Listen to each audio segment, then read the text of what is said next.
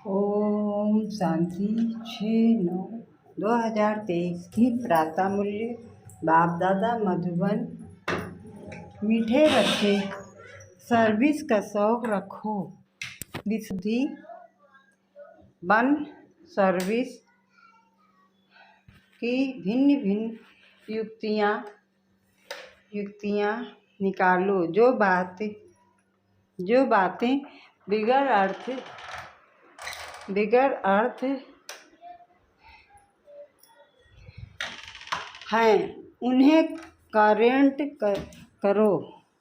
प्रश्न है, आत्मा जो आजामिल जैसी गंदी बन गई है उसको साफ करने का साधन क्या है? उत्तर है, ज्ञान मान सरोवर में डूबो दो।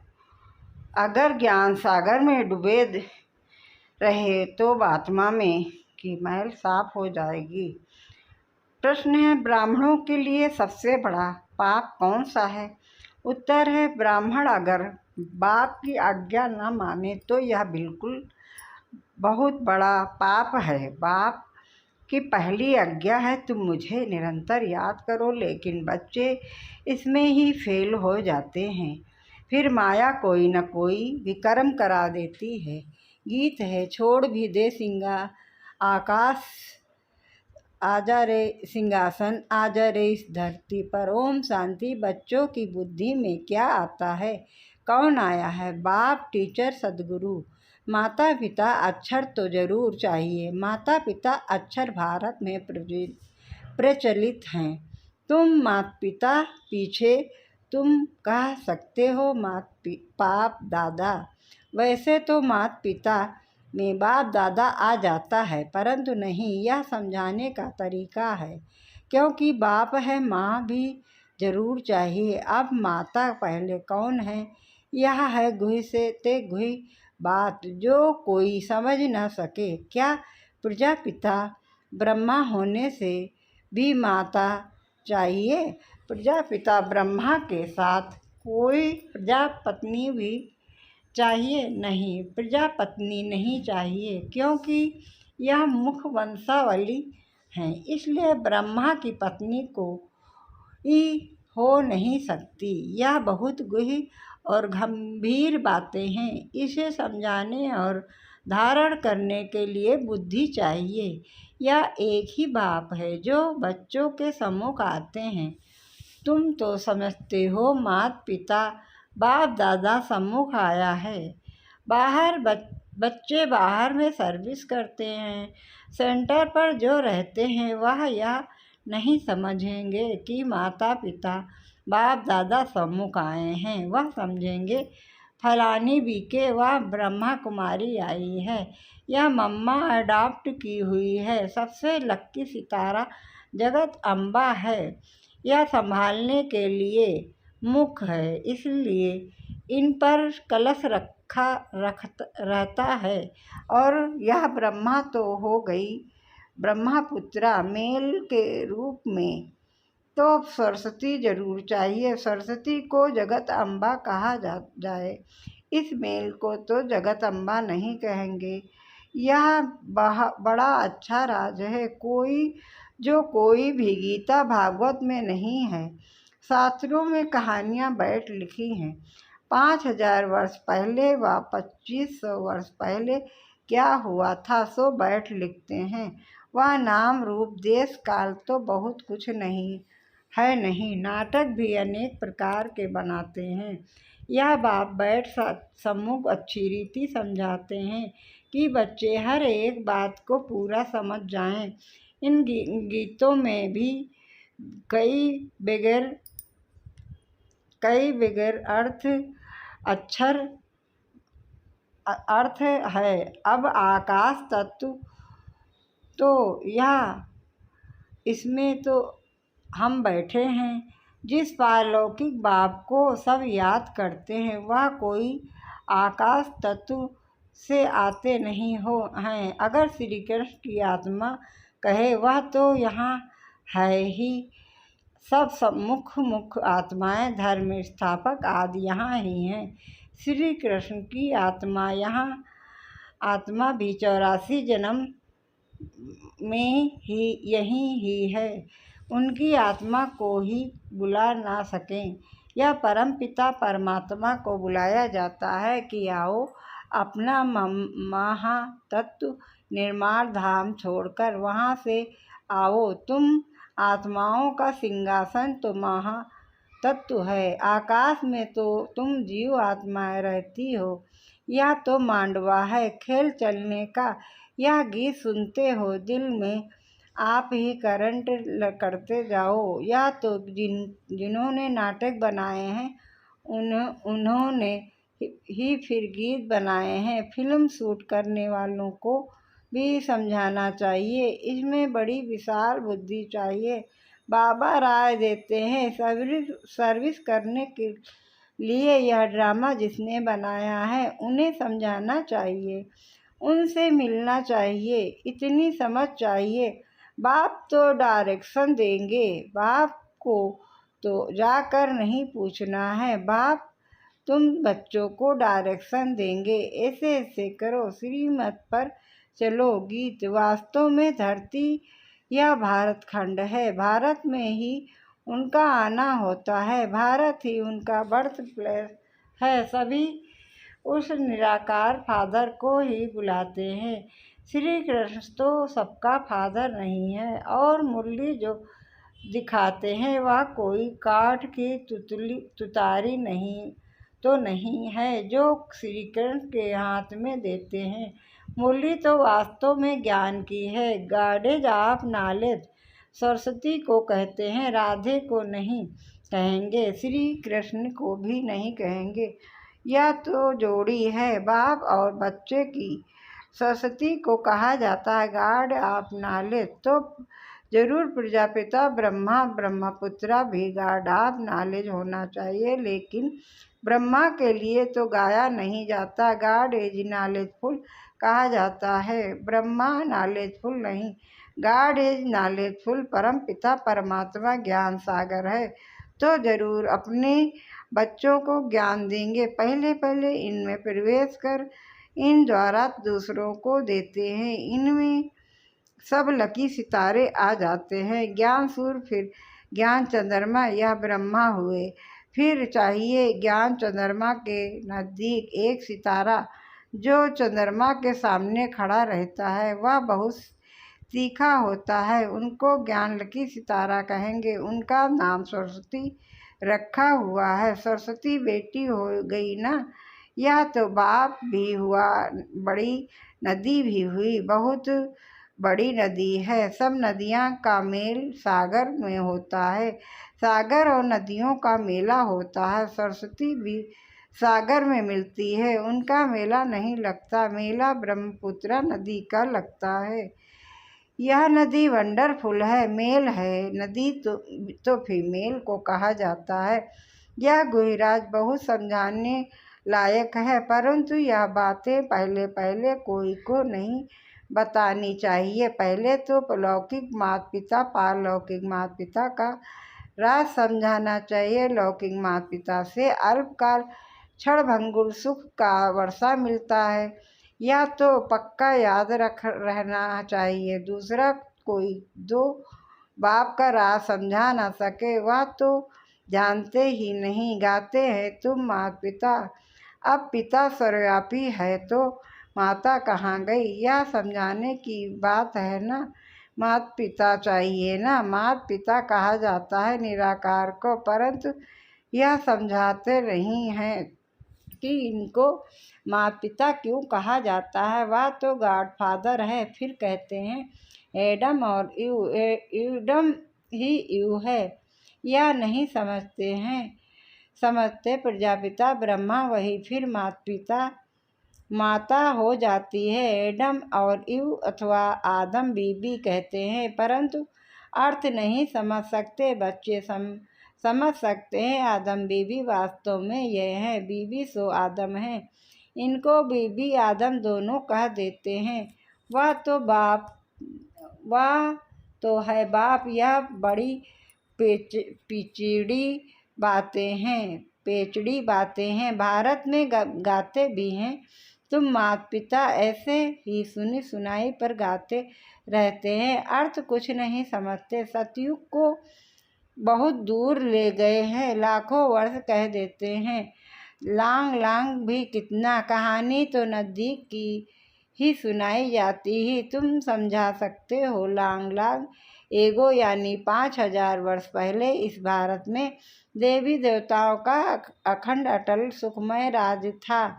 और कोई राज नहीं था। यह अक्षर कोई विद्वान आचार्य कह नहीं सकते। देवी देवताओं का राज था। मालूम होना चाहिए कैसे स्थापन हुआ, लक्ष्मी नारायण कैसे बने, कैसे उन्हों की राजाई स्थापन हुई।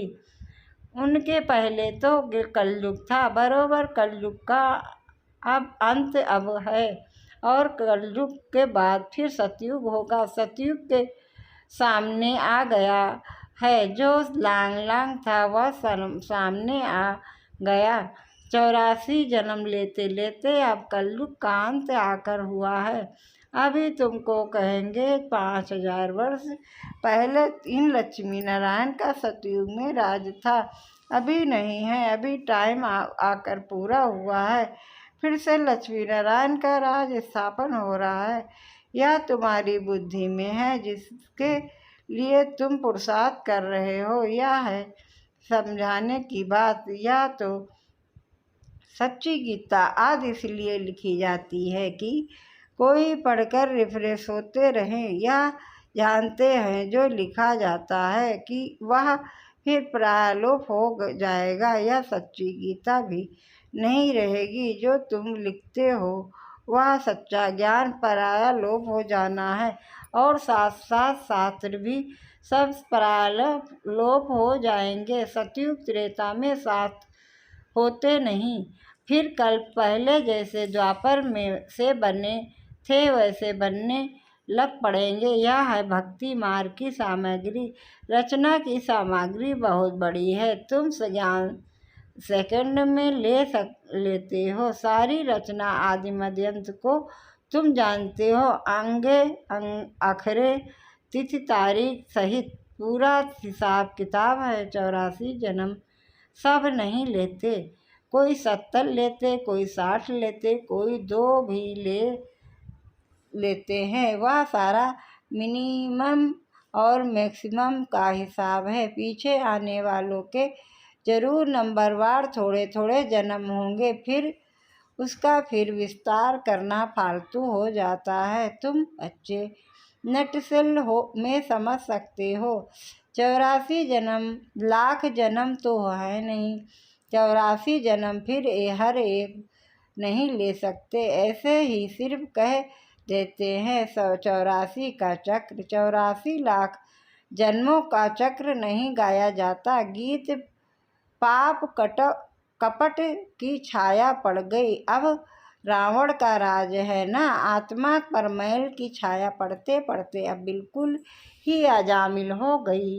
इतनी मैल चढ़ी है जो साफ कर होती ही नहीं। उस मैल को निकालने के लिए फिर माया गाया हुआ है। ज्ञान मानसरोवर में उसमें डूबा रहें। जैसे जंग लगती है तो उनको उतारने के लिए घास स्लेट में डाला जाता है। यह भी जंग लगी है, इसलिए ज्ञान सागर में डूबे रहो।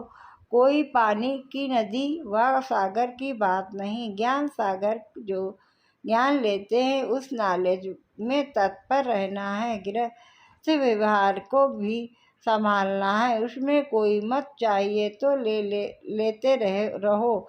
हर एक का कर्म बंधन अपना अपना है। सर्जन सबके लिए एक ही दवा नहीं देते हैं। हर एक का कर्म बंधन, हर एक की बीमारी अपनी अपनी है। यह 5 विकारों की बीमारी महाभारी है। इस बीमारी को कोई जानते ही नहीं, यह कब से शुरू होती है। आत्मा को बीमारी लगने से शरीर को भी बीमारी लग जाती है। आत्मा में दुख पड़ता है तो शरीर में भी पड़ जाता है। यह बातें शास्त्रों में नहीं है, वह तो भक्ति मार्ग का भक्ति कांड है। भक्ति का भी बाबा ने बताया है कि पहले होती है अभिचारी भक्ति, फिर रजोगुणी व्यभिचारी भक्ति, फिर व्यभिचारी तमोगुणी भक्ति। जैसी जैसी भक्तों की अवस्था वैसी भक्ति भी हो जाती है। ज्ञान भी ऐसे उतरता है, पहले 16 कला, फिर 14 कला, फिर 12 कला प्रारब्ध जो बनती है वह फिर उतरती जाती है। तुम बच्चे जानते हो यह कमाई है, कमाई में विघ्न पड़ते हैं, दशाएं बदलती हैं, पूछते हैं हमारे ऊपर कौन सी दशा बैठी हुई है। फिर वह लोग बतलाते हैं इस सच्ची कमाई में भी बच्चों पर दशाएं बैठती हैं। कोई पर राहु की दशा बैठी है, काला मुंह कर लेते हैं। बृहस्पति की दशा थी, फिर माया ने थप्पड़ लगाया तो राहु की दशा बैठ गई, रकाम में गिरा और फट से राहु का ग्रहण लगा, ताला बंद हो गया। जाता है यह है गुप्त कड़ी सजा। वह फिर कभी कह नहीं सकेंगे कि भगवान वाच काम महाशत्रु है। सन्यासी भी काम महाशत्रु के कारण ही स्त्री को छोड़ चले जाते हैं। यह भी निवृत्ति मार्ग है कि अच्छी है। पवित्रता भारतवासियों के लिए अच्छी है।